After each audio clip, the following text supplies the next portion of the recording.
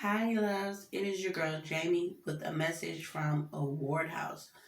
So, I wanted to talk to you guys about adjustments. With the recent loss of my mom in the end of March, I've had to make a major adjustment in my life. And it's been very difficult, very challenging, it's scary, and it's just really, really hard. Now, people often confuse adjustment and change as one, and that's their perspective of them, how their definition of it and how they view adjustment and change. But my perspective is that change and adjustment are two different things. A change is something that we choose to do. It's a decision that we make in life because we want to make ourselves better. We want to go to the next level of life. So we make this decision to make this change in our life.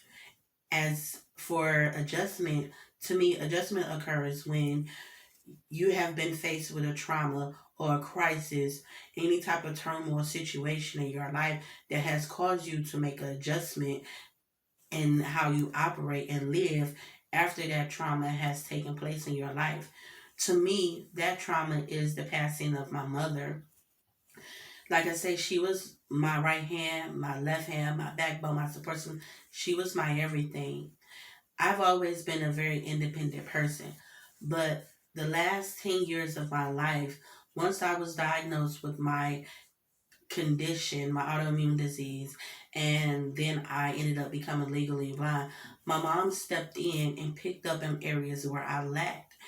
And she was awesome for that. I could count on her for everything, especially when it came to the upbringing of how I was raising my children. She was an awesome grandmother, and she just stepped in and played that role as a mother where I needed her to, whether it was babysitting for me or taking the kids back and forth to school activities. She just did so much for me as it came related to my children. She were my eyes when I couldn't see. No matter if we were out grocery shopping, she would help me grocery shop, or she would help me shop for clothes. Anything, like she was right there. Whatever I needed her to see, read, mail, she were my eyes. She was my driver when I needed to go places. No matter where I needed to go, what time it was. She may fuss a little bit, but she made sure that I got to where I needed to go. And especially when it came to the kids and them getting around, she was just Johnny on the spot with all of that. So now is taking a toll on me and how I operate day to day, because I have to figure out how to maneuver now without her. I got to figure out who's going to help me grocery shop, who's going to take the kids back and forth, who's going to take me back and forth where I need to go. And it just hurts so bad because I never expected her to move on. I mean, we know that life is not here on earth forever,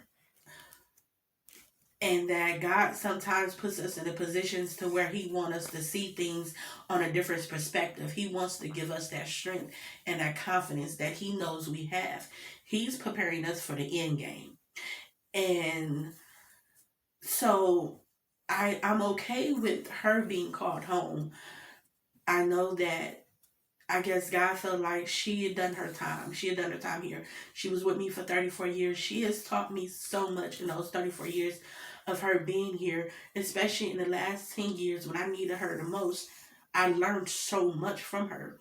So I'm okay with God saying it was time for her to go.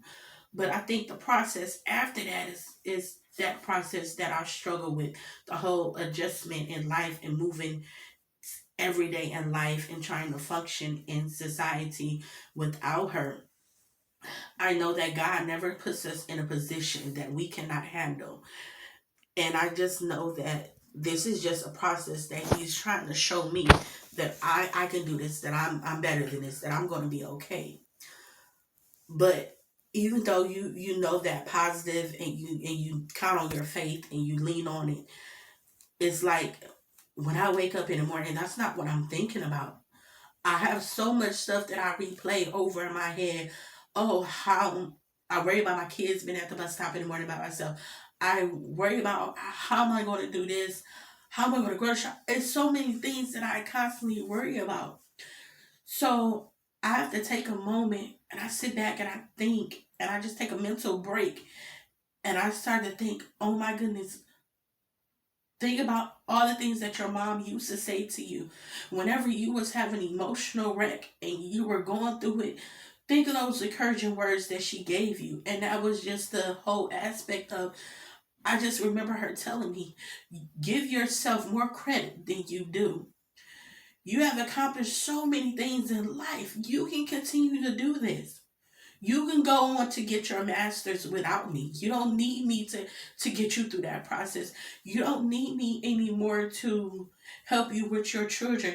I've raised you and given you everything you needed, the tools, everything you needed to be successful as a mother and stand on your own 2 feet. Don't look at it because you got a disability. You can't raise your children because you can.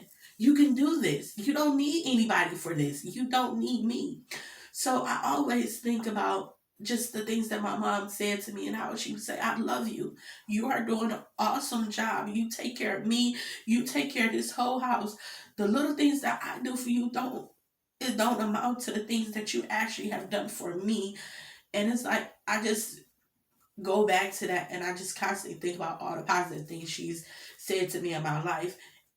And those are the things that make me smile again.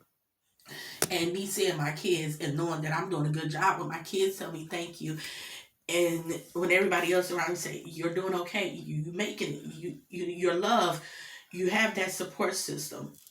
You may have lost the support system in your mom, but you have another support system, and just count on us.